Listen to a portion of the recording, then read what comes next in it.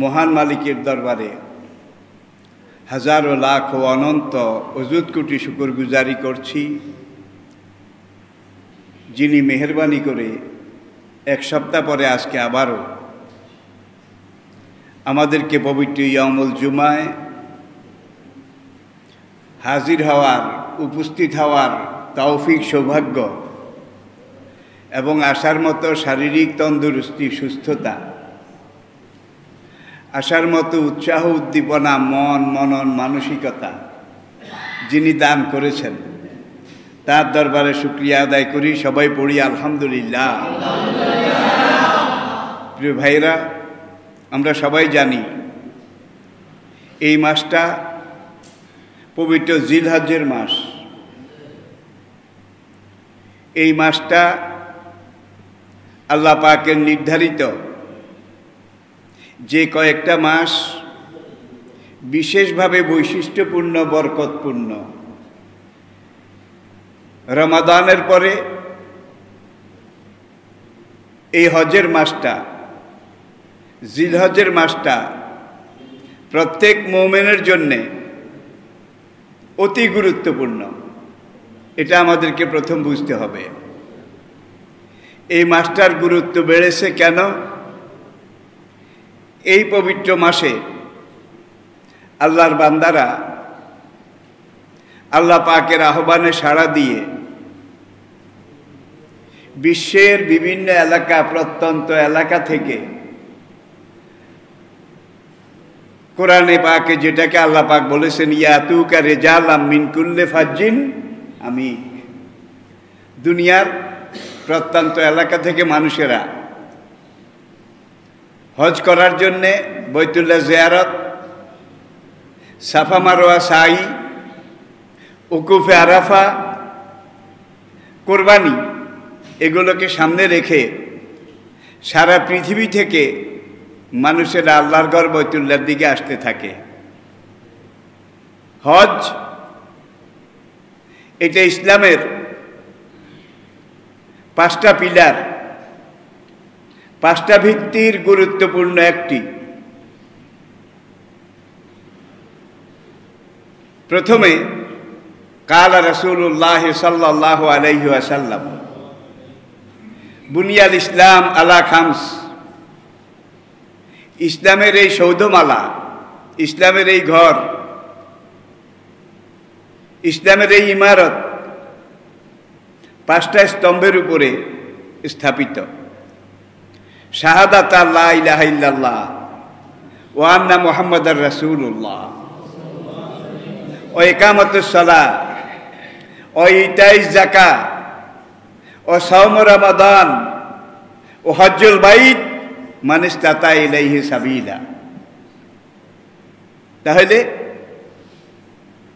এই 5টা পিলারের মধ্যে একটা পিলার হলো হজ্জুল বাইত, আল্লাহর নির্দেশ পালন করার জন্যে বাইতুল্লাহ গিয়ে হজ পালন করা। আল্লাহ পাক আমাদের সবাইকে এই বরকত লাভের সৌভাগ্য দান করুন। এখানে একটা জিনিস পরিধানযোগ্য, ওয়ালিল্লাহি আলান নাসি হিজ্জুল বাইতি মান ইসতাতা ইলাইহি সাবিলা। মহান রব্বুল আলামিন ইরশাদ করেছেন, পথের খরচা, পাথেয়, পথ খরচ, আসা যাওয়ার এই খরচ নির্বাহ করার সামর্থ্য আল্লাহ যাকে দেয়, সে যেন অবশ্যই জীবনে একবার আল্লাহর ঘর, এই পবিত্র বাইতুল্লাহ এটা হজ করে এবং জিয়ারত করে। আলহামদুলিল্লাহ। এই ঘরটা দুনিয়ার প্রথম ঘর। ইন্না আউয়ালা বাইতিন উদিয়া লিন-নাস লাল্লাযী বিবাক্কাতিন মুবারাকা হুদাল লিল আলামিন। আল্লাহ পাক কোরআনে পাকে ইরশাদ করেছেন, দুনিয়ার প্রথম ঘর এই কাবা ঘর। এই পবিত্র আল্লাহর ঘর কাবা ঘরের আগে দুনিয়াতে কোনো ঘর ছিল না। আউয়ালা বাইতিন, এটাই প্রথম ঘর। এটা প্রথম জিবরাইল আলাইহিস সালাতু ওয়াস সালাম তিনি এসে আল্লাহ পাকের আরশে আজিমের ছায়া পড়েছে বাইতুল মামুরের উপরে সোজা। বাইতুল মামুরের ছায়া দুনিয়ার যেখানে সোজা নিচে পড়েছে। এই বাইতুল মামুর আল্লাহ পাকের আরশ, এর হুবহু অবিকল নিচে এই ছায়ায় এই ঘরটা তৈরি করা হয়েছে। এই জন্য এটাকে বলা হয় nerve, centre of the world. এই দুনিয়ার নাভি, নাভিটা কিন্তু শরীরের ঠিক মাঝখানে। আদম আলাইহিস সালাম থেকে আজ পর্যন্ত নির্ধারিত দিনে নির্ধারিত সময়ে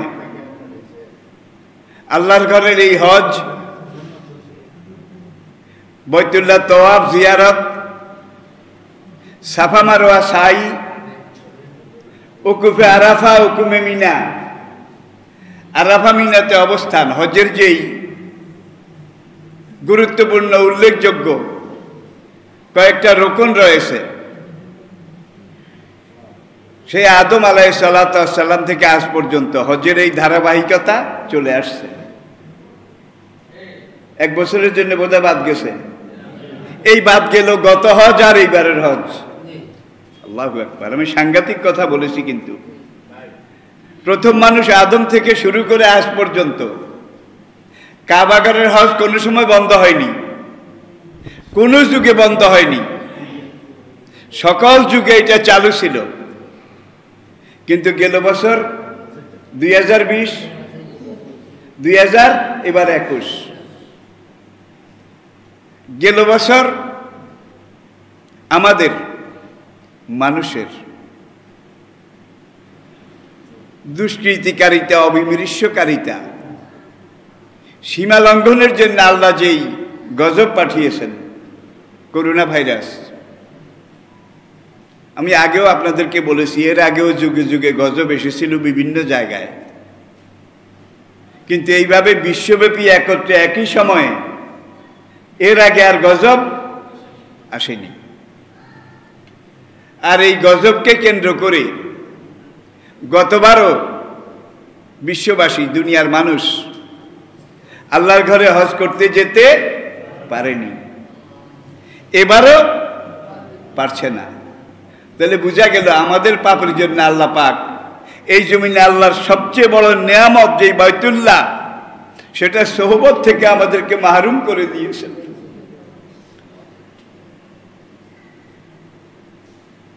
প্রিয় দিনী ভাইয়েরা, গেলবার 60,000 মানুষ বাইতুল্লাহ হজ করেছে গত বছর।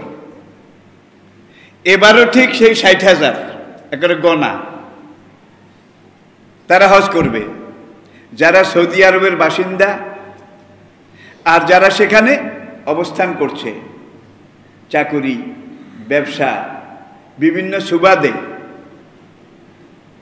যেখানে কমপক্ষে 30 থেকে 40 লক্ষ মানুষ হজের সময় বাইতুল্লাহর চতুর্দিকে সমবেত হয়, সেখানে 60,000।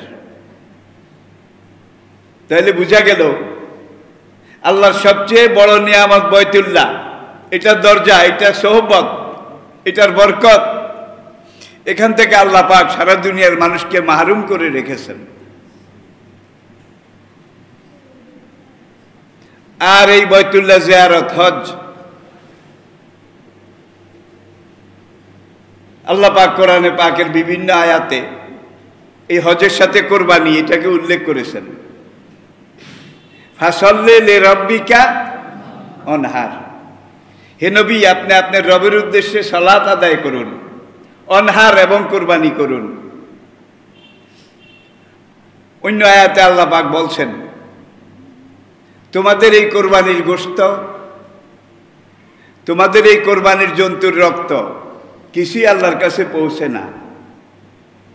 ওয়ালাকি ইয়ানালুহুর তাকওয়া, তোমাদের তাকওয়া, তোমাদের পরহেজগারি, তোমাদের ঈমানদারি, তোমাদের আত্মশুদ্ধি, তোমাদের সেলফ রেকটিফিকেশন, এটাই একমাত্র আল্লাহর কাছে পৌঁছে।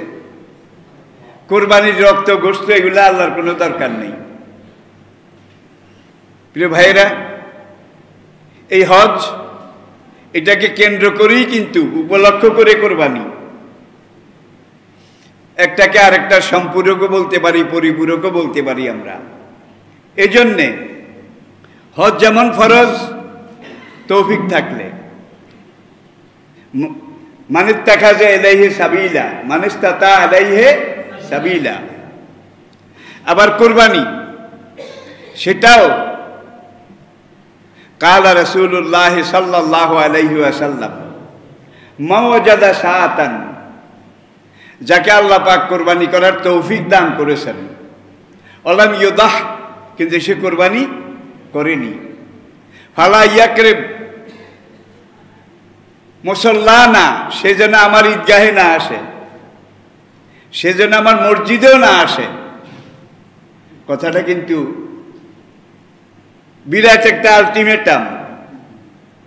তাইলে কোরবানি করার তৌফিক আল্লাহ যাকে দিয়েছেন, হজ যেমন করতে হবে তৌফিক থাকলে, কোরবানিও করতে হবে তৌফিক থাকলে।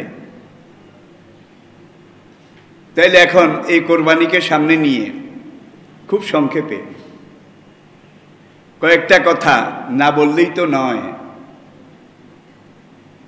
এই কোরবানির জন্তু এটা সুন্দর হতে হবে, পারফেক্ট হতে হবে, চোখে লাগার মতো হতে হবে, দৃষ্টিনন্দন হতে হবে। মরাদরা, কাডুয়া, কাডুয়া এই ধরনের জিনিস আপনার বাড়িতে যদি একটা সদে আপনি আনেন, এই সদাটা যদি মন মতো হয়, আপনার প্রাণটা ভরে যায়, আপনি খুশি হন, ঠিক কিনা বলেন? আর যদি এর বিপরীত হয়, দেখতের দূর মেয়া, কি এনেছিস, কি আনা হলো, এ কি কোনো সওদা হলো? তাহলে আল্লাহর জন্য যে সওদা আমরা করি, আমরা করব কোরবানি আল্লাহর সন্তুষ্টির জন্যে, তাকওয়ার উপকরণ হিসাবে আল্লাহর সামনে নিজকে পেশ করার জন্যে, সেটা বাছুনি করা হতে হবে। এই বাছুনি করা কথাটা বলতেই আমি আপনাদেরকে বুঝাতে চাই, সেটা হলো কোরবানির পশুটা নির্দোষ হতে হবে। নির্দোষ, নির্দোষ এটার এক নম্বর সিফাত, গুণ যেটা থাকতে হবে, জন্তুটার দিকে তাকাইলে যেন মনটা ভরে যায়, হ্যাঁ সুন্দর একটা জন্তু। আর এই জন্তুটা কার বদলে, কার প্রতিচ্ছবি? ইব্রাহিমের কলিজার টুকরা, সারা জীবনের একমাত্র ছেলে ইসমাইল আলাইহিস সালাম। তখন কিন্তু ইসহাকের জন্ম হয়নি। ইসমাইলের 13 বছর পরে দ্বিতীয় পুত্র ইসহাক আলাইহিস সালাম তার জন্ম হয়েছিল। তাহলে বাবা ইব্রাহিমের এই নয়নের নিধি, কলিজার টুকরা, তাকে আল্লাহ পাক কোরবানির জন্য বাছুনি করেছেন, সিলেক্ট করেছেন। ইতিহাস অনেক লম্বা। ইব্রাহিম স্বপ্ন দেখলেন, তুমি কোরবানি করো, তোমার সবচেয়ে আদরের জিনিস কোরবানি করো। ইব্রাহিম চিন্তা করলেন, এই জগতে আমার সবচেয়ে আদরের জিনিস তো একমাত্র পুত্র ইসমাইল।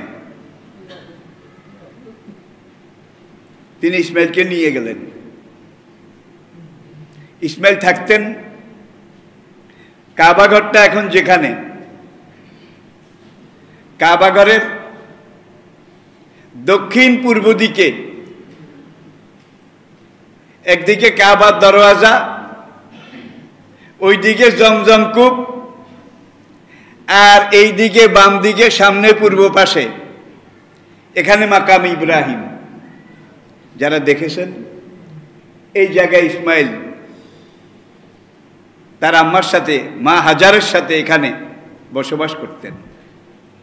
ইব্রাহিম আলাইহিস সালাম বছরান্তে একবার দুবার এসে তত্ত্ব তালাশ নিয়ে, খোঁজ খবর নিয়ে আবার উত্তর ইরাকের মামফাস, মিম মিম ফা সিন, মিম মিম ফা সিন, মামফাস ইব্রাহিমের গ্রামের নাম।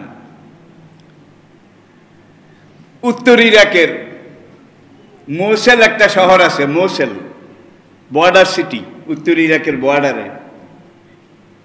মৌসেল থেকে কয়েক কিলোমিটার দূরে বিশাল একটা রাজবাড়ি, বাড়িটা ভেঙে গেছে,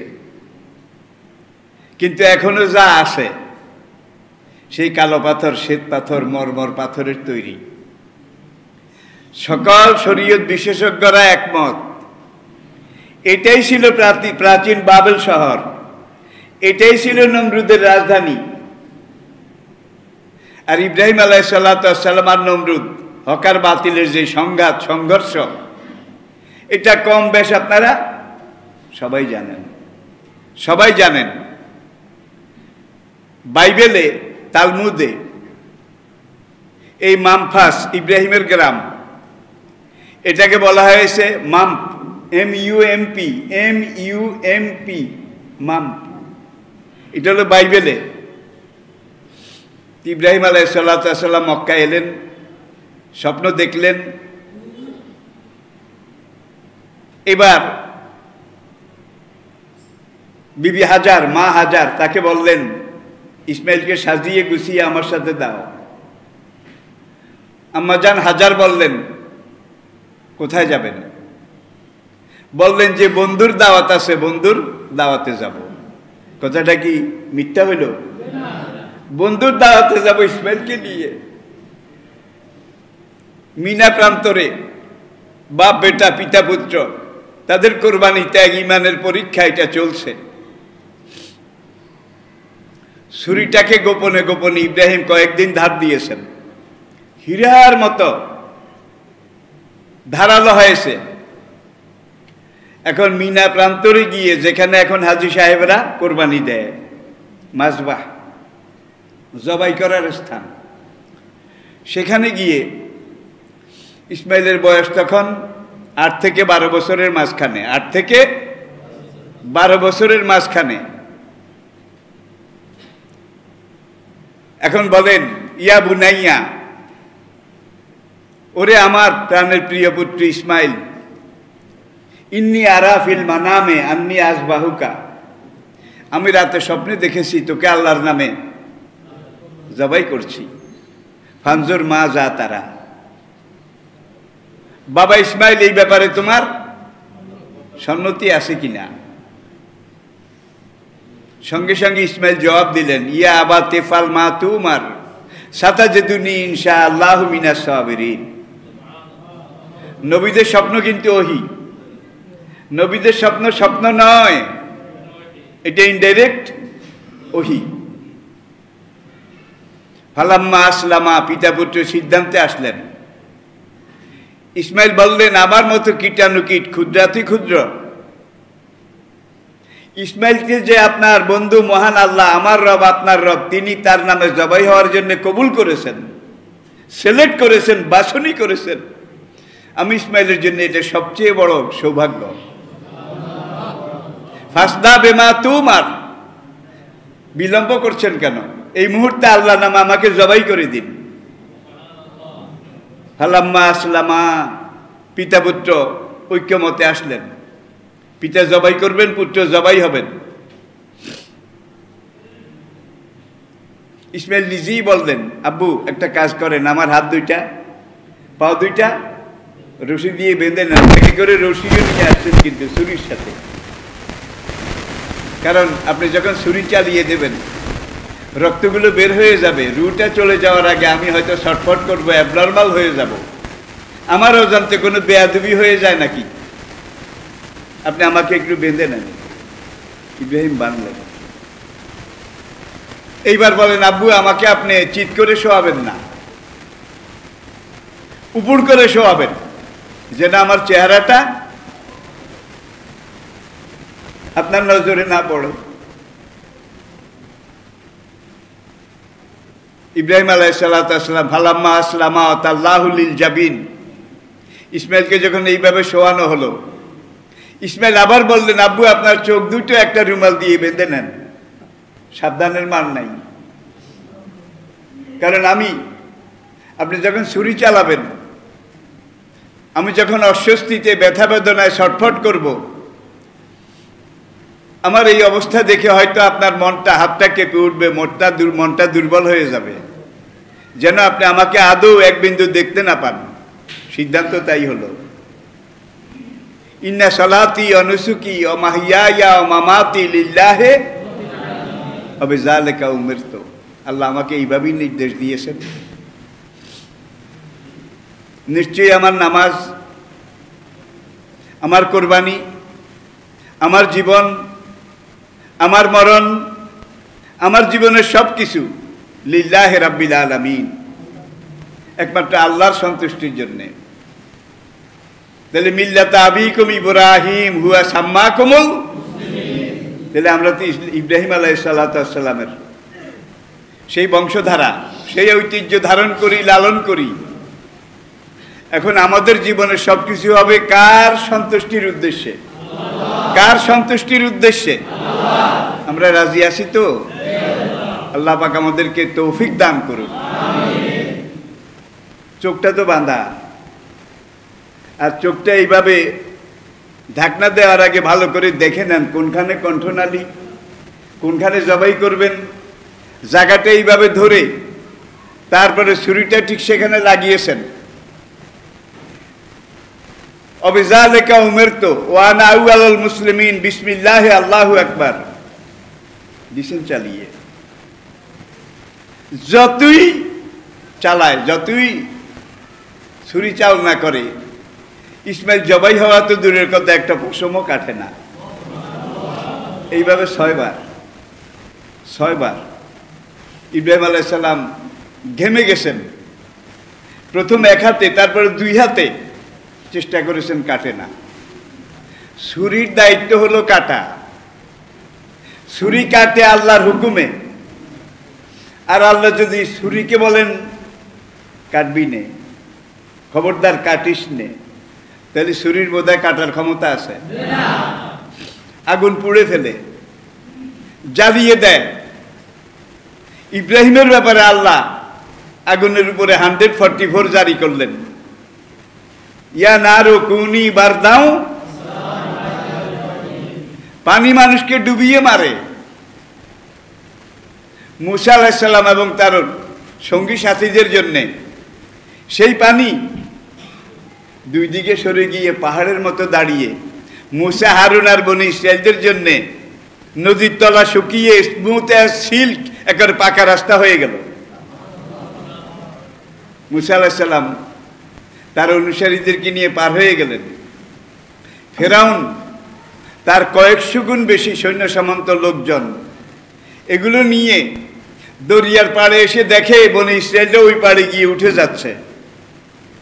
ফেরাউন কমান্ড করলো তার বাহিনীকে, দেরি নয়, ওই যে ওরা চলে যাচ্ছে, নেমে পড়ো। রাস্তাও তো একটা নয়, 12টা। কয়টা? ইয়াকুব আলাইহিস সালামের কত সন্তান ছিল? 12। এই 12 থেকেই কিন্তু বনি ইসরাইল, এই 12 সন্তান থেকে বনি ইসরাইল, এই জাতি, এই গোত্র, এই সম্প্রদায়। এখন 12টা রাস্তা একেবারে পানি এরকম দেওয়ালের মতো দাঁড়িয়ে গেছে, এই এক রাস্তা, এই এক রাস্তা। এখন ভাগ ভাগ করে একত্রে নাম, ওই পাড়ে গিয়ে ওদেরকে কচু কাটা করবো। মুসার খোদায় কয় আয় আয়। 12 রাস্তা দিয়ে যখন পুরা সেনাবাহিনী নিয়ে নেমে দরিয়ার মাঝামাঝি আসলো, আল্লাহ পানিকে বললেন, পানি তুই মিশে যা, মিলে যা, পানির দেওয়াল তুই ভেঙ্গে যা। কোরআন এটাকে বলেছে ফাগাশিয়াহুম মিনাল ইয়াম্মে মা গাশিয়াহুম। এইভাবে তাহলে পানি ডুবায় আল্লাহর হুকুমে। আল্লাহ যদি নিষেধ করে পানি ডুবাইতে পারে না। আগুন জ্বালায়, এই জ্বালাময়ী শক্তি, দাহ্যিক শক্তি, দাহনী শক্তি আল্লাহ আগুনকে দিয়েছেন। কিন্তু যেই মুহূর্তে আল্লাহ আগুনকে বলে স্টপ হিয়ার, স্টপ, খবরদার জ্বালিস না, তখন কি আগুন জ্বালায়? পানিকে যখন বলে ডুবাইস না, তখন পানি কি ডুবাতে পারে? ছুরিকে যখন বলে কাটিস না। 6বার বিরক্ত হয়ে গেলেন, ঘামে গেছে ইব্রাহিম আলাইহিস সালাম। কিরে জবাই হয় না কেন? রাগ হয়ে একবার ছুরিকে পাশে পাহাড়ের দিকে, মিনা পাহাড়ের দিকে নিক্ষেপ করলেন। এত ধারালো ছুরি পাহাড় কেটে পাথরের ভিতরে গেঁথে গেছে, দাগটা এখনো আছে। যেই ছুরি পাথরের পাহাড়ের ভিতরে ঢুকে গেছে, মাটির তৈরি এই কচি ইসমাইল, তাকে সে কাটতে পারল না, পারছে না। তাহলে এই কোরবানির প্রথম শিক্ষা যেটা, সেটা হলো আমরা আল্লাহর রাস্তায় কোরবানি দেব আমাদের সবচেয়ে প্রিয় বস্তু, প্রিয় জিনিস, ঠিক কিনা? আবার এমন কিছু ইমানদার আছে কোরবানির ভাগ যেন এই 12,000 টাকার বেশি না হয়, কুলাইতে পারবো না। কুলাতে না পারলে ভাই তুমি বাদ দাও, নাকি? 12,000 টাকা এই যুগে কোরবানি হয়? কথার কথা হয়, কথার কথা বুঝার জন্য বলছি। বরং তৌফিক যদি থাকে তাহলে বলা দরকার যে ভাগ যেন 20,000 টাকার, তাহলে টাকা যত বেশি হবে আপনার কোরবানির গুরুত্ব তত বাড়বে না কমবে? বাড়বে না কমবে? এটা অনিন্দ সুন্দর হতে হবে, নির্দোষ হতে হবে। কান যদি 3 ভাগের 1 ভাগ কাটা গিয়ে থাকে কোনো ঘটনা দুর্ঘটনায়, কান 3 ভাগের 1 ভাগ, 1/3। লেজ যদি, ওই কোরবানির জন্তুর কথা বলছি, 3-এর 1 অংশ ছিঁড়ে গিয়ে থাকে, কেটে গিয়ে থাকে, তাহলে কান কাটা, লেজ কাটা, এটা দিয়ে কোরবানি জায়েজ হবে না, আপনারা জানেন। অন্ধ গরু 1 চোখ কানা, 1 চোখ কানা, এই কানা গরু দিয়ে কোরবানি হবে না। শিং জন্মের পর থেকেই উঠে নাই এমন গরুও কিন্তু আছে, এটা দিয়ে কোরবানি হবে। কিন্তু শিং উঠে যেই গরুর, এই গরুর যদি একটা শিং এখান দিয়ে ভেঙে যায় গোড়া দিয়ে, গোড়াটা আসে মাথার সাথে, তাহলে কোরবানি হবে। আর যদি গোড়া সহ উপড়ায় ভাঙে তাহলে এটা দিয়ে কোরবানি। তাহলে এই যে 4টা সিম্বল, এটা দিয়ে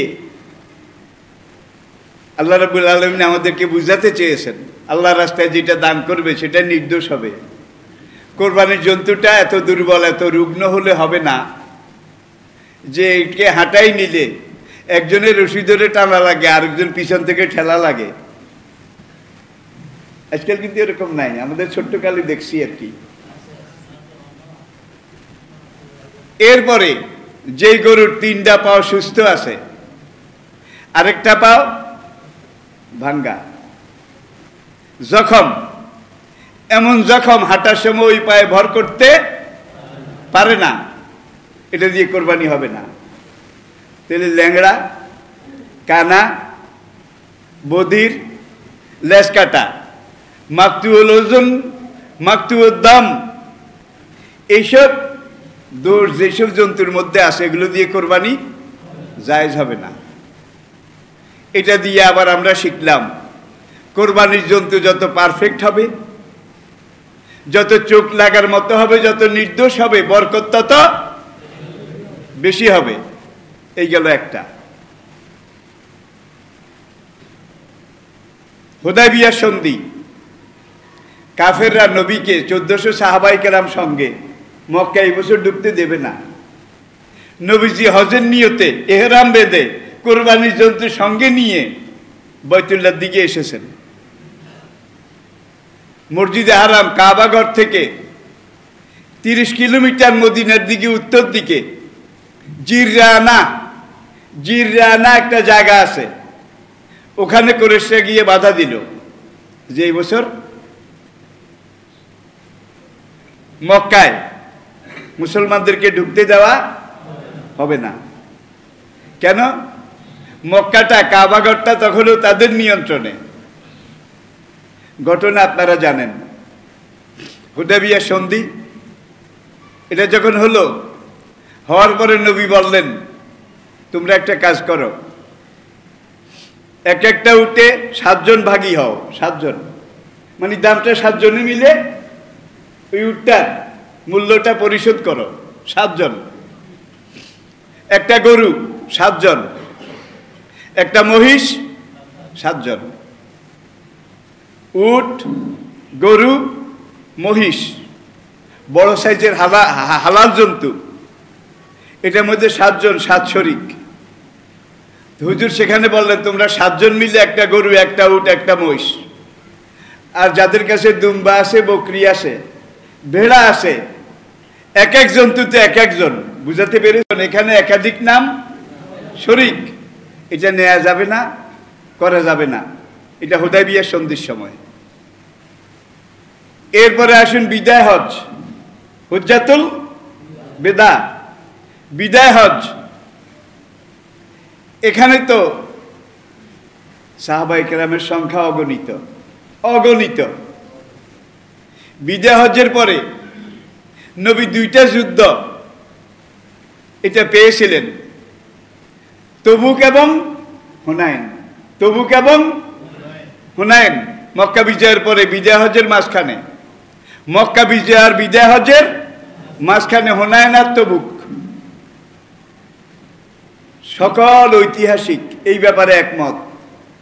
হুনাইন এবং তবুকের যুদ্ধে মুজাহিদের সংখ্যা এত বেশি ছিল যাকে গণনা করা সেই যুগের কোনো অফিসের পক্ষে, কোনো বালামের পক্ষে, কোনো দিওয়ানের পক্ষে সম্ভব ছিল না, অসংখ্য। এই মক্কায় দারুল আরকাম থেকে শুরু, দারুল আরকাম 6 জন, এই ইসলামের দাওয়াত শুরু। এরপরে আবু তালেব গিরি গুহা, এখানে 28 জন, কোনো বর্ণনা একটু কম বেশি।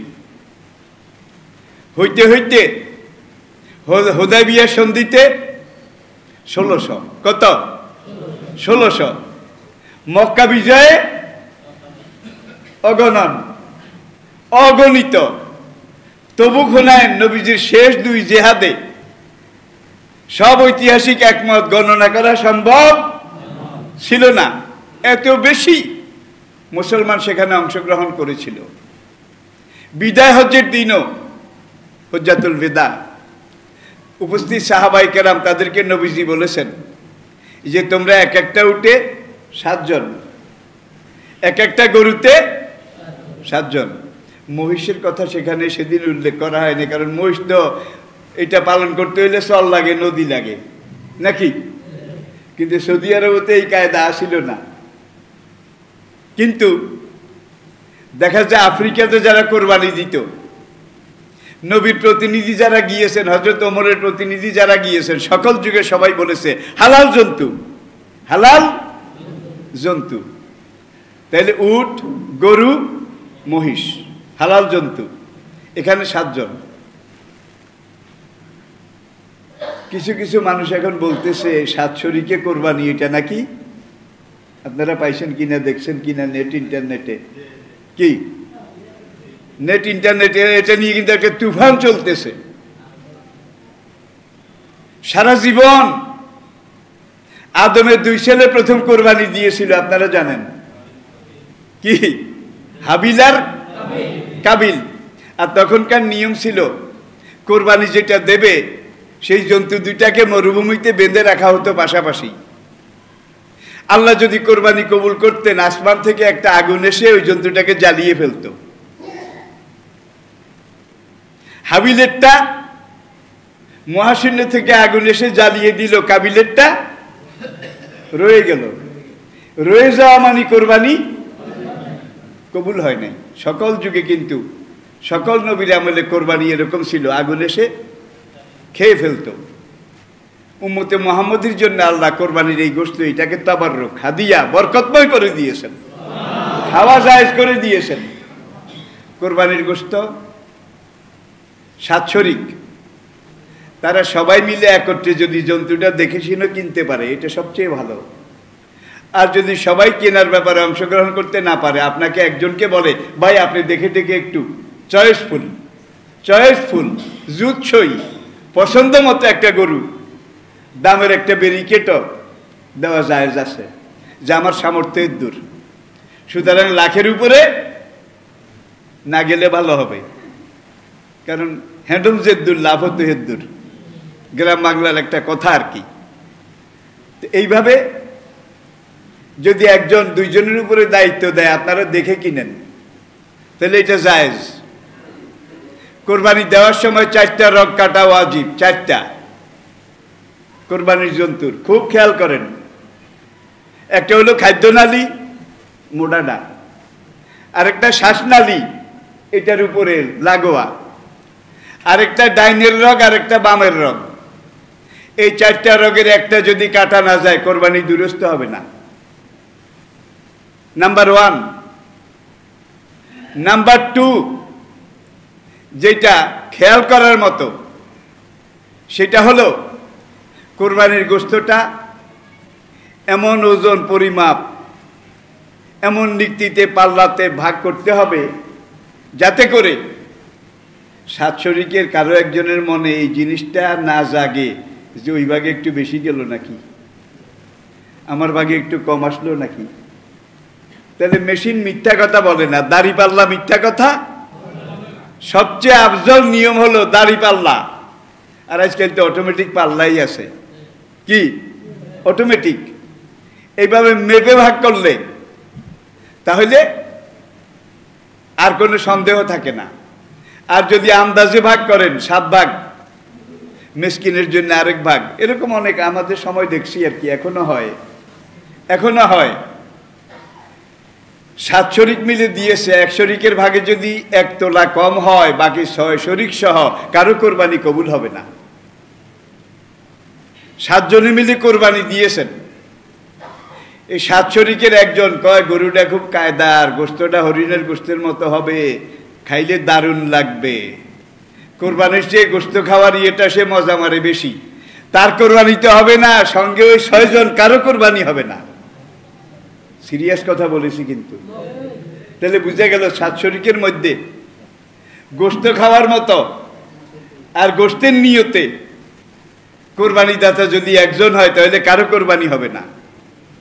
7 শরিকের মধ্যে কোনো একজন, কোনো একটা শরিকের যদি ওই কোরবানির টাকার মধ্যে সুদের অংশ থাকে, ঘুষের অংশ থাকে, হারামের অংশ থাকে, তাহলে যার হারামের অংশ আছে তারটা হবে না, বাকি 6 জন কারো কোরবানি হবে না। সাংঘাতিক কথা কিন্তু এগুলো। সুতরাং কোরবানি দিতে হইলে ভাগিদার যাবেন। মোশেকের সাথে দিলে আজকাল তো উপর দিয়ে দেখা যায় না, ভিতরে খোঁজ খবর নিলে দেখা যায় আল্লাহরে বাদ দিয়া কি খাজা বাবা কলা খাবা গাছ লাগাইয়া খাও, খাজা বাবা কলা খাবা গাছ লাগাইয়া খাও, এই ধরনের সেরেকি আছে না নাই? আছে না নাই? তাহলে একজন যদি আল্লাহ ছাড়া কোনো বাবা তাকে বলে যে বাবা খাওয়াইতে পারে, বাসাইতে পারে, বাবা ভালো করতে পারে, বাবা মন্দ করতে পারে, বাবা সুখ দিতে পারে, দুঃখ দিতে পারে, এরকম বিশ্বাসী লোক সমাজে আসে না নাই? এরা মুশরিক, এরা মুশরিক। ইনামাল মুশরিকুনা নাজাস। এই 7 শরিকের কোনো একজন যদি আল্লাহপন্থী না হয়ে বাবাপন্থী হয়, ওই 6 জন সহ 1 শরিকের কোরবানিও আল্লাহর কাছে কবুল হবে না। 1.5 লাখ টাকা দিয়ে গরু কিনেছেন, 6 জনের একজন শরিকের ভিতরে সুদের একটা অংশ আছে, একটা জাররা পরিমাণ, তাহলে তারটা তো হবে না, ওই 6 জনেরটাও হবে না। তাহলে ভাগে কোরবানি আল্লাহ সুযোগ দিয়েছেন, নবীও আমাদেরকে সহজ করে দিয়েছেন, কিন্তু এই সহজ কর্মপন্থাটা একটু যাচাই বাছাই করে বাছুনি করে নেওয়া দরকার আছে না নাই? আচ্ছা, এরপরে কোরবানির ব্যাপারে শেষ কথা যেটা আমি বলছি, সেই শেষ কথাটা হলো আল্লাহ পাক আমাদের সবাইকে তৌফিক দান করুন। গেল জুমে আমি আপনাদেরকে বলেছি আমাদের বদরপুর কেন্দ্রীয় জামে মসজিদে ঈদুল আজহার জামাত হবে 8টায়। কয়টায়? আর এখানে একটা ঐতিহ্য আছে, 8টা মানে 8টায় আল্লাহু আকবার। অমুকে আসে নাই তো অমুকে রইছে। আর একটু দেখেন, এগুলা কিন্তু এখানে আছে আছে। এটাও কিন্তু একটা আদর্শ, এটা একটা ঐতিহ্য।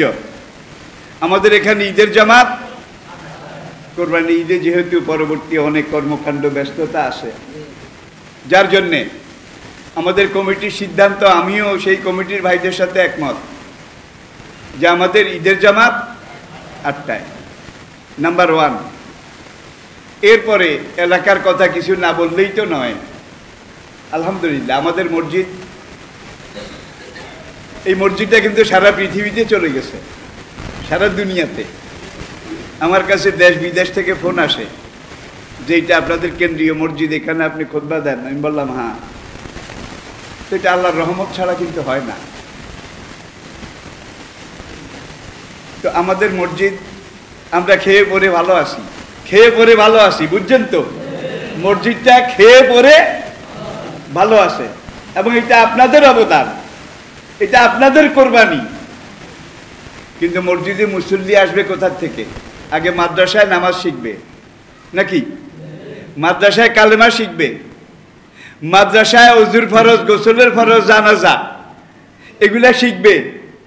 মাদ্রাসাটা হলো ফ্যাক্টরি, কারখানা, সেখানে জিনিস তৈরি হবে, কারখানায় তৈরি হবে। আর এই মসজিদটা হলো শোরুম, দোকান।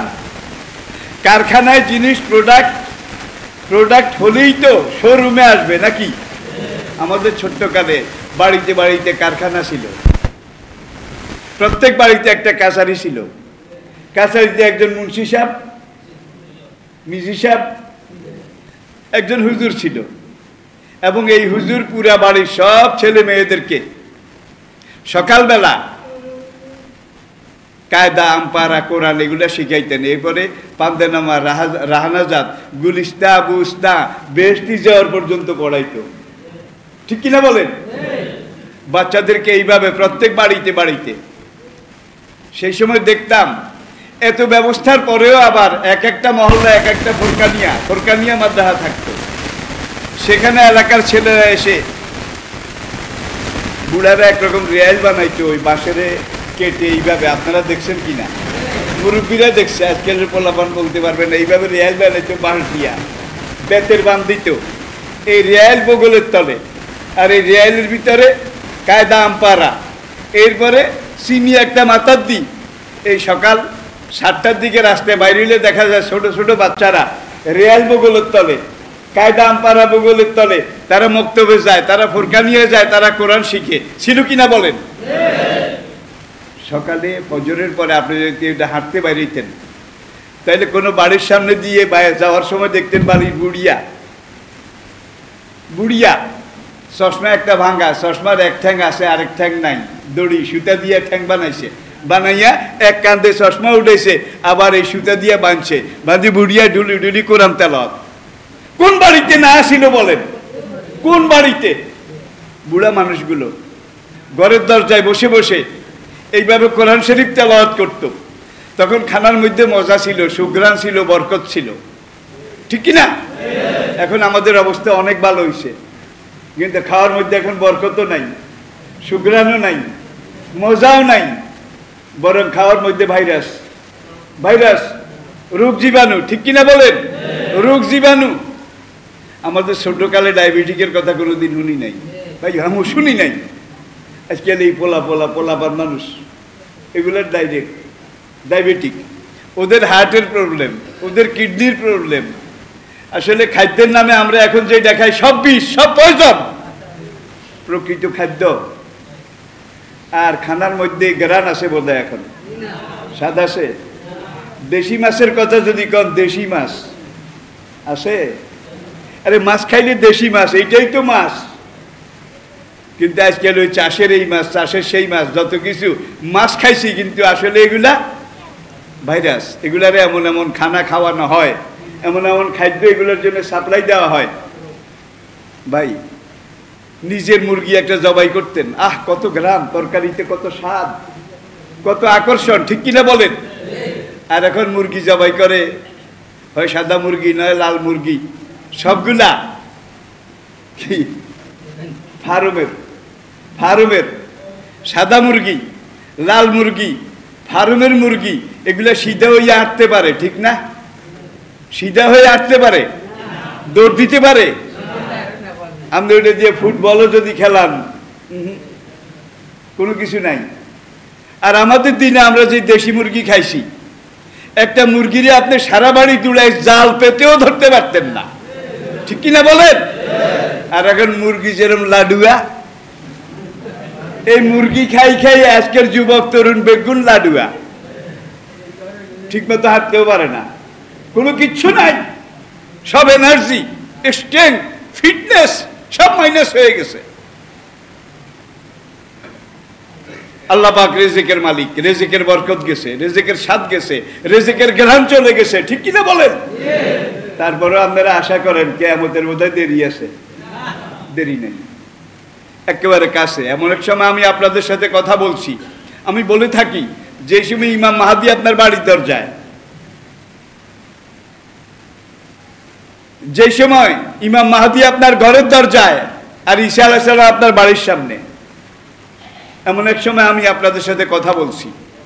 প্রিয় ভাইয়েরা, তাহলে কোরআন থেকে যত দূরে যাচ্ছি, আমাদের শরীর স্বাস্থ্য থেকে তত আমরা পিছিয়ে যাচ্ছি, খাওয়া দাওয়া থেকে পিছিয়ে যাচ্ছি, বরকত রহমত থেকে পিছিয়ে যাচ্ছি, ঠিক কিনা বলেন?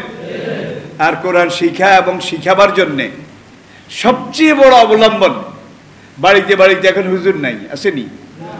মুন্সি সাহেব, কারি সাহেব, মিজি সাহেব, কত নাম তাদের আসিল, হ্যাঁ, কিচ্ছু নাই।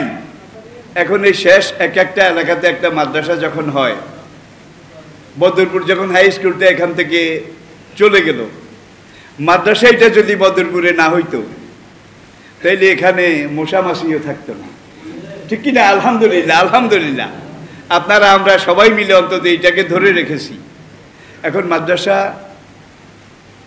দাখিল পর্যন্ত 10ম শ্রেণী, একটা উচ্চ বিদ্যালয়, হাই স্কুল স্ট্যান্ডার্ড, এটা সরকারি নিয়মে চলে। এখানকার শিক্ষকদের বেতন সরকারিভাবে আসে, এটা আপনারা জানেন। কিন্তু সেখানে যেই পাঠ্যক্রম, তার আগেও কিন্তু আরো পাঠ্যক্রম আছে কিনা? আগেও তো আসে, যেগুলো আবার সেখানে নাই, যার জন্য ফোরকানিয়া, ইবতেদায়ী, নুরানি, অধিকাংশ মাদ্রাসা আজকাল এগুলো চালু করা হয়েছে। কারণ এখান থেকে যদি তৈরি না হয় তাহলে এখানে আসবে কোত্থেকে? গোড়া থেকেই তো তৈরি করে আনতে হবে, ঠিক কিনা বলেন? যার জন্য আমরা আমাদের নুরানি মাদ্রাসা, যেটা ফোরকানিয়া, নুরানি, এবং এই নুরানিতে যে 4টা ক্লাস, এই 4টা ক্লাস যদি ঠিকমতো আপনার একটা ছেলে হোক মেয়ে হোক, তারা যদি এই নুরানির এই 4টা ক্লাস অতিক্রম করতে পারে, তারা নামাজের ইমামতি করতে পারবে, তারা জানাজার ইমাম হইতে পারবে, তারা আগামী দিনে সমাজে কিছু না থাকলেও সমাজকে ইসলামের কিছু দিতে পারবে। তাহলে বাড়িতেও নাই, কাছারিও নাই, সেই মক্তব্য নাই, সেই ব্যবস্থাও নাই।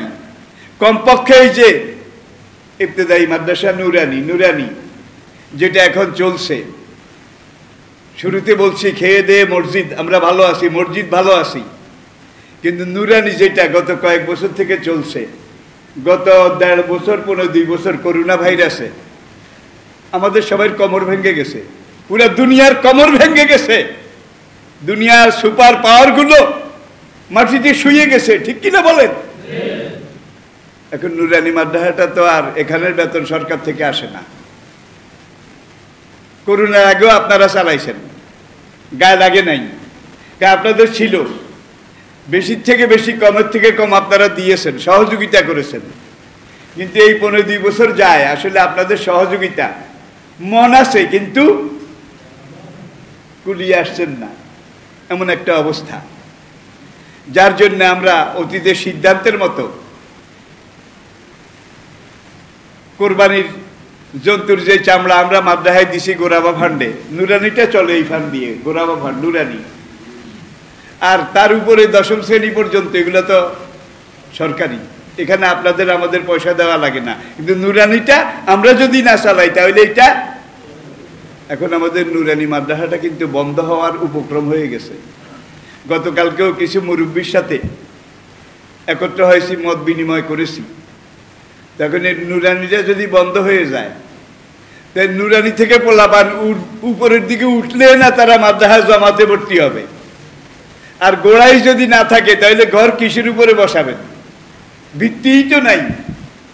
নুরানি মাদ্রাসাটা যদি বন্ধ হয়ে যায়, এটা আমাদের এলাকার জন্য ভালো হবে নাকি? বরকত বাড়বে না কমবে? কমবে না, একেবারে আরো চলে যাবে, কিচ্ছু থাকবে না। যার জন্যে আমাদের সিদ্ধান্ত, আমরা গেল কয়েক বছর আপনারা দেখেছেন, কোরবানির তৌফিক আল্লাহ যাদেরকে দিয়েছেন, কোরবানি যারা দেবেন, সেই ভাইদেরকে আমি প্রত্যেক বছরই বলেছি যে আপনারা 10,000, 15,000, 20,000 এক একটা নামে কোরবানিতে এক একটা ভাগে খরচ হয় নাকি? এখন আল্লাহ যে আপনাকে এই 20,000 টাকা খরচ করে, এই 16,000, 12,000 টাকা খরচ করে কোরবানির তৌফিক দিয়েছেন, আগামীবারও এই তৌফিকটা থাকুক, আপনার আজীবন এই তৌফিকটা থাকুক, আল্লাহ রাখুক।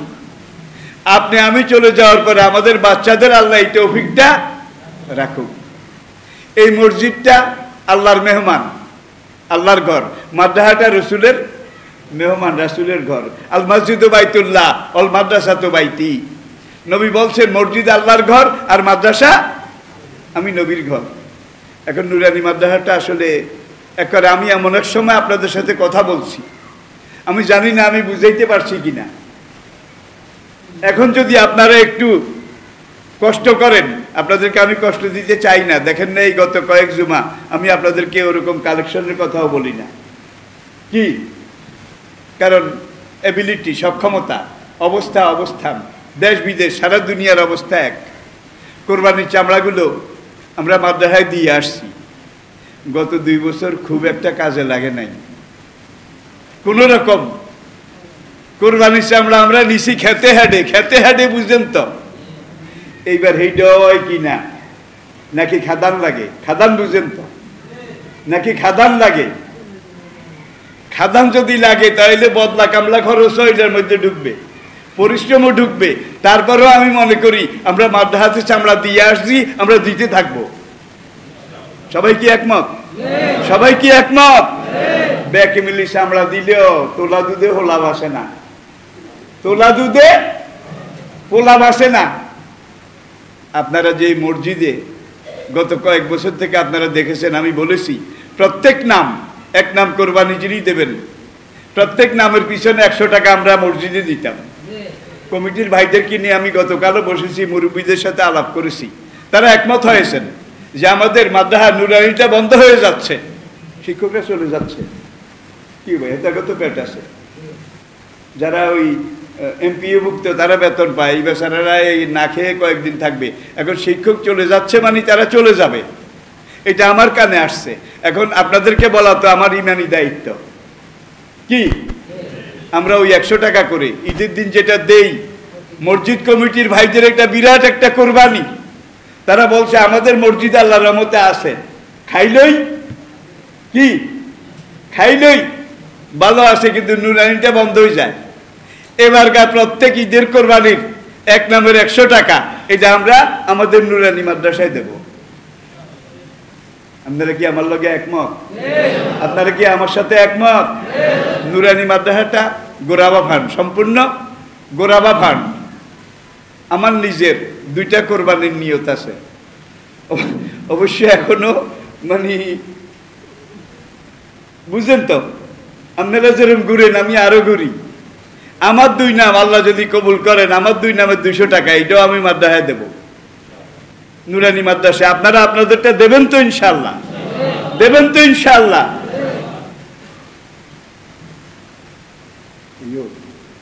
এখন মসজিদের তো না, নুরানি মাদ্রাসা দিলে সওয়াব বেশি হইব। কি জন্য বলেছি বুঝতে পেরেছেন? এইটা বেঁচে আছে আলহামদুলিল্লাহ, এখনো নড়াচড়া করে। ওইটা সাকরাতুল মউত, সাকরাতুল মউত। এখন এই রুগী বাঁচাইতে হইলে কোরআমিন না দিলে, তাইলে আমরা সবাই ইনশাআল্লাহ কোরবানির তৌফিক আল্লাহ যাদেরকে দিয়েছেন, আমরা দোয়া করি, আজকেও দোয়া করব আল্লাহ পাক যেন আগামীবার আরো বেশি, আরো উঁচু মানের কোরবানি দেওয়ার মতো তৌফিক আপনাদেরকে দান করে। আর বিদেশে যাদের ছেলেরা আছে তারা টাকা পাঠায়, এখন বাড়িতে কয় আমি টাকা পাঠাইলাম, আব্বার নামে কোরবানি দিয়েন, আম্মার নামে কোরবানি দিয়েন। এখন আব্বা আমার কিন্তু কোরবানি ফরজ না, যে টাকা পাঠাইছে তার উপরে ফরজ, বুঝছেন তো? এটা একটা চিকন মশলা। কিন্তু ছেলে বলে যে আমি এখানে দেব না, এই টাকা পাঠাইলে আপনারা কোরবানি দেন।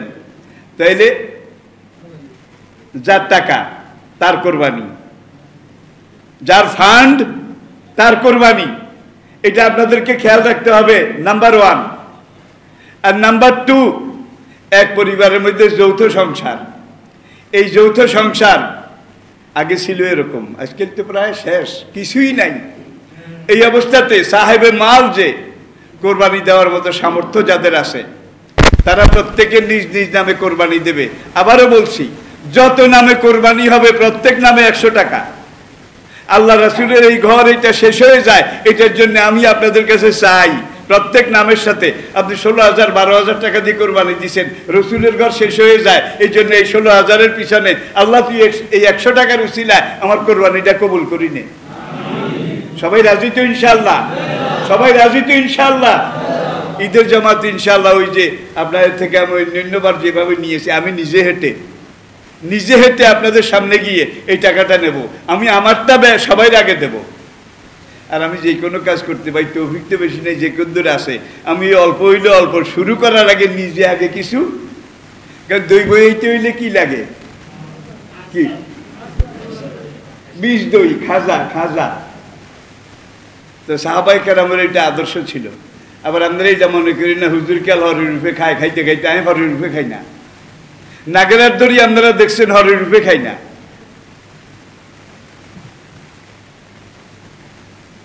দায় না ঠেকলে আমি কোনো দাওয়াতেও যাই না, দায় না পড়লে। এমন অবস্থায় যাই যেখানে গেলে শুধু দাওয়াত নয়, দ্বীনের কিছু লাভ হবে, ফায়দা হবে।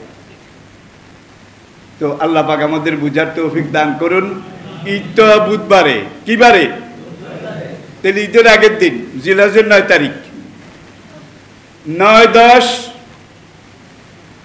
11, 12, 13। আবার বলছি 9, 10, 11, 12, 13 এই 9 তারিখ ঈদের আগের দিন মানে মঙ্গলবার। হজর থেকে শুরু হবে তাকবীর, এটা ওয়াজিব। আল্লাহু আকবার, আল্লাহু আকবার, লা ইলাহা ইল্লাল্লাহু, আল্লাহু আকবার, আল্লাহু আকবার, ওয়ালিল্লাহিল হামদ অন্তত একবার বলা ওয়াজিব। 3 বার যদি বলেন আরো ভালো, যত গুড় তত মিষ্টি। প্রত্যেক ফজরের নামাজে সালাম ফিরাবার পরে। এটা 13 তারিখ আসর পর্যন্ত। আবার বলছি 9 তারিখ ফজরে শুরু হবে, 13 তারিখ আসরে তাকবীর বলে শেষ হবে। এটা ওয়াজিব। বাড়িতে গিয়ে মা বোনদেরকে বলে দেবেন, এক ভাই আরেক ভাইকে বলে দেবেন। আমরা আরেকটা চিন্তা করতেছি, আসলে নুরানি মাদ্রাসা যেটা, এটা তো মাদ্রাসা কমিটি, মাদ্রাসার তত্ত্বাবধানে চলে। যেহেতু এটার পয়সা আমরা দেই, সরকারের পয়সা এখানে নাই, তাইলে নুরানি মাদ্রাসার জন্যে আমরা এলাকা থেকে বাছনি করে যুবক তরুণ অ্যাবিলিটি সম্পন্ন, মন আছে, ত্যাগ আছে, কোরবানি আছে, নুরানি মাদ্রাসার জন্য আলাদা একটা কমিটি গঠন করলে কেমন হয়? তাইলে আমরা করলে হ্যাঁ একলাসি লইতাম কিনলেন। একটা হইলো সরকারি মাদ্রাসার কমিটি, আরেকটা নুরানি মাদ্রাসার কমিটি। এমন একটা কিছু করলে ভালো হয় কি না? আপনারা কোন ভালো হইব তো? তাইলে আমরা ব্যাকে মিলি, ব্যাকের জোয়ানের তো একটা সুবিধা হয় নুরানি মাদ্রাসার কমিটি। তাহলে এই কমিটিটা আপনারা গঠন করে দিয়েন, যে এইভাবে করলে ভালো হয়। সবাই ইনশাল্লাহ একমত তো? এক এক নামের জন্য এটা আমাদের আবদার, দেওয়াই লাগবে ইনশাল্লাহ। দেবেন তো? আর কোরবানি যারা দিতে পারবেন না, আল্লাহ তৌফিক দেয় নাই, তারা নিয়ত করবেন যে আল্লাহ তুমি কোরবানির তৌফিক দিও, এইবার পারলাম না, আগামীবার তুমি আমারে কোরবানির তৌফিক দিও, আমার ছেলে ওদেরকে কাজে লাগাইয়া দিও, আয়ের একটা পথ খুলি দিও। আপনারা যা পারেন নুরানি মাদ্রাসার জন্য। এবার মাস কালেকশন আমাদের নুরানি মাদ্রাসার জন্য। কোরবানি যারা দেবেন তারা 100 টাকা, চকচকিয়া নোট 100 টাকা, এক এক নামে 100। আর যারা কোরবানি দেবেন না তারা কি যা পারেন তা, যা পারেন। দেখেন ওসমান রাদিয়াল্লাহু তাআলা আনহু তবুকের যুদ্ধে 40,000 দিনার, বর্তমান পৃথিবীর আন্তর্জাতিক মুদ্রায় $2 লক্ষ, $2 লক্ষ এটা দিছে সৈন্যদের অস্ত্রশস্ত্র যোগান হিসাবে। আবু বকর 2 কেজি গম আর 8 আনা পয়সা, 2 কেজি গম আর 8 আনা পয়সা। কোথায় $40 লক্ষ, কোথায় 2 কেজি গম আর 8 আনা পয়সা, 1 দিরহাম এটা দিছে। জিবরাইল লগে লগে আই কয়, ইয়া রাসূলুল্লাহ, আল্লাহ আমারে পাঠাইছে একটা খবর লই। নবী কয় কি? কাজকে আপনার সাহাবারা ইসলামের জন্য যে যা যত দিছে, আবু বকরের দান সবাই পড়ো, আবু বকরের বেহেশতের সুসংবাদ দিয়ে দেন। ওই মুনাফিকেরা কয়, আজকে আবু বকর ফার্স্ট হয়ে গেছে, আমরা যতই করি যতই দেই, আবু বকর ফার্স্ট, আবু বকর ফার্স্ট।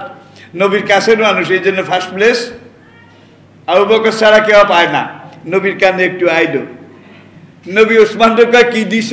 হুজুর, আল্লাহ আমার যে সম্পদ দিছে তার জাকাতের নেশাব 40 ভাগের 1 ভাগ দিছি।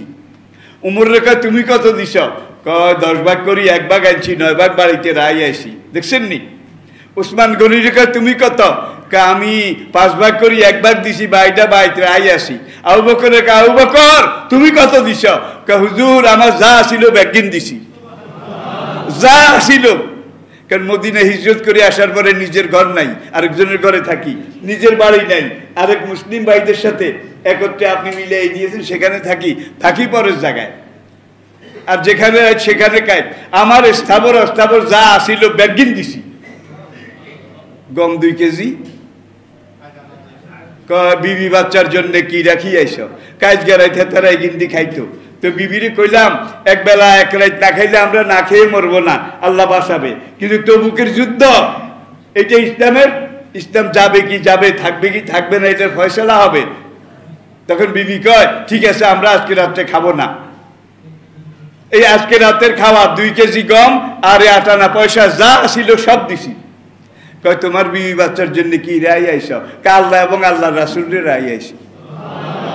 ইনশাআল্লাহ আমাদের যাদের কোরবানির তৌফিক নাই, ঈদের দিন আসার সময় আবু বকরের মতো আপনার ঘরে আল্লাহ এবং আল্লাহ রাসূলের রাই আইবেন, আর নুরানি মাদ্রাসাত কিছু লই আইবেন। রাজি আছেন নি?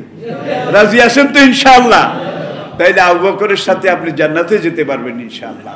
আল্লাহ পাক আমাদেরকে বোঝার তৌফিক দান করুন। আসসালাম।